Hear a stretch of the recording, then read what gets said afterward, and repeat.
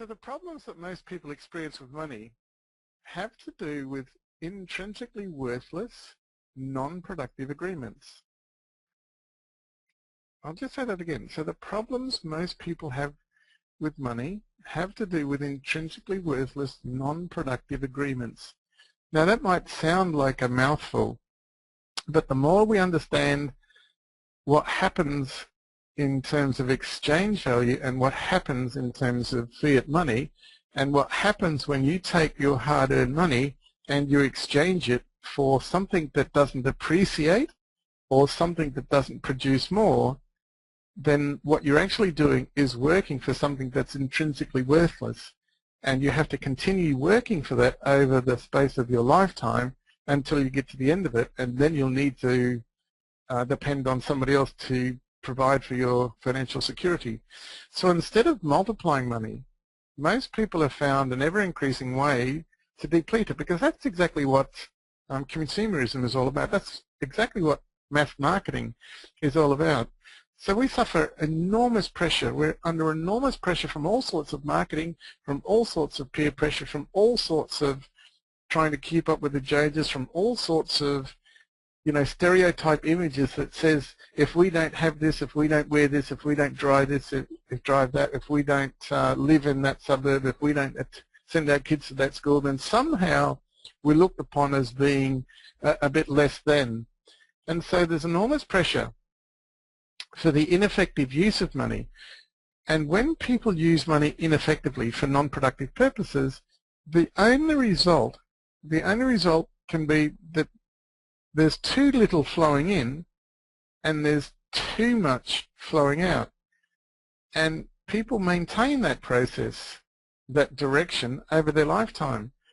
And in order to be economically and personal free, not only do we have to change the direction of the flow of money, we've got to change our understanding so that we can apply it to increasing value, not decreasing value.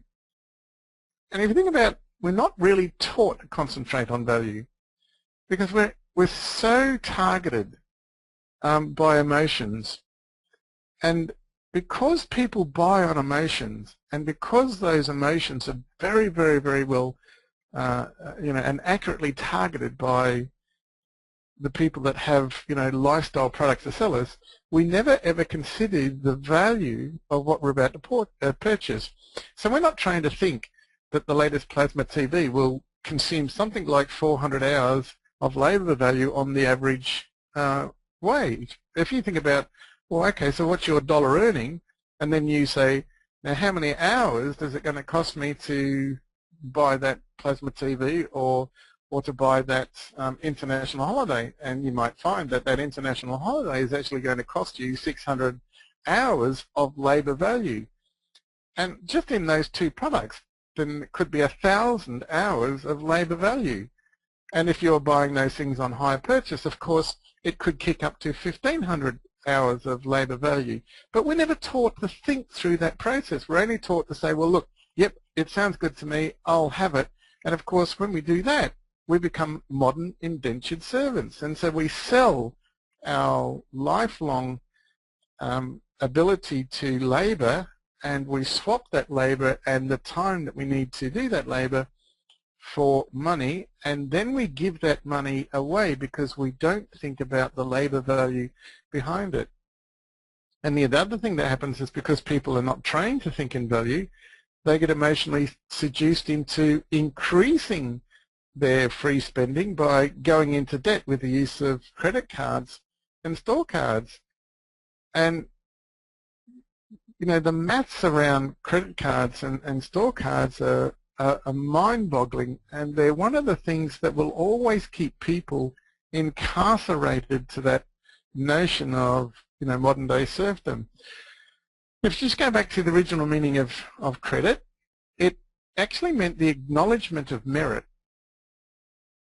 And then you think about, well, okay, so how has the modern understanding of the notion of credit card moved away from the acknowledgement of merit? Because there is no merit in being seduced into debt and being seduced into paying enormous sums of interest on things that have, for things that are purchased that have intrinsically no value at all.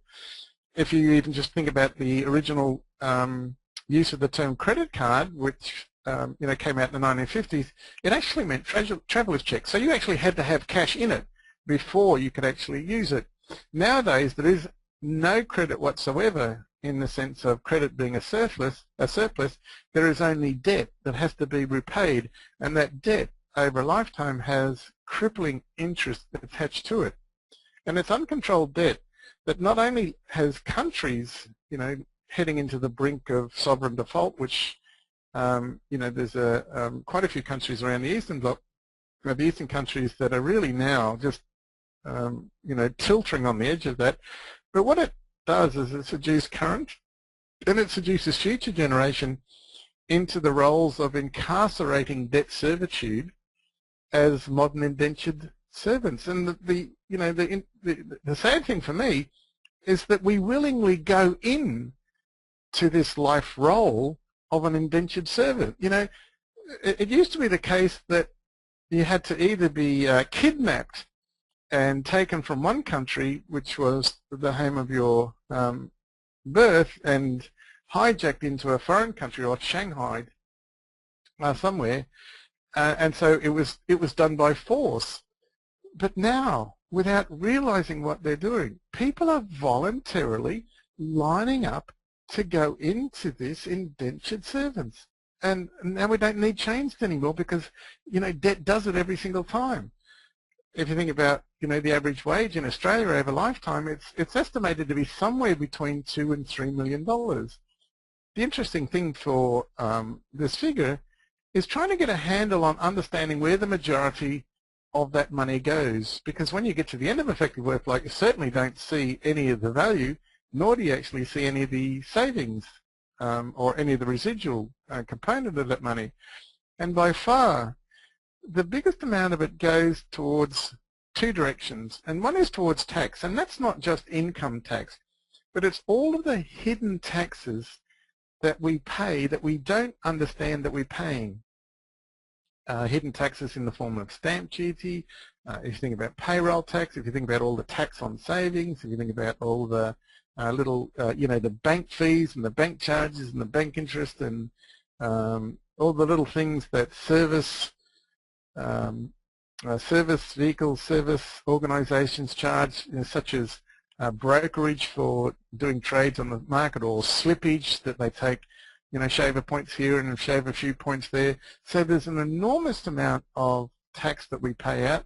And of course the other one is towards the service of non-productive debt, which people really don't understand that it will just now consume the value of every dollar.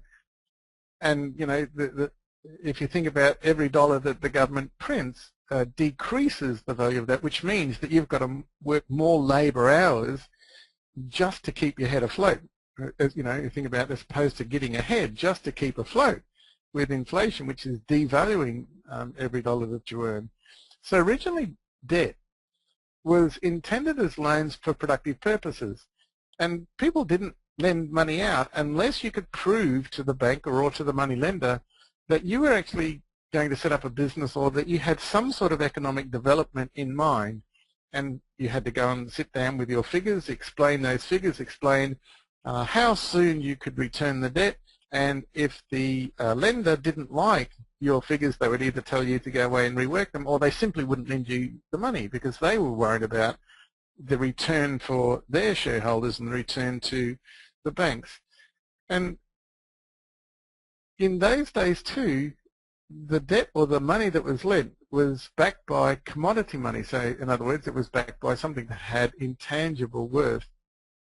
Now the modern scourge of fiat money and valueless debt is just so destructive for the majority of people, because now they're directing that debt and fiat money towards pleasure of short-term gratification rather than directing it to productive purposes such as creating more wealth, or productive purposes such as business, or productive purposes such as growing assets, or providing a service that could return more cash flow to you, rather than continually sending cash flow away from you.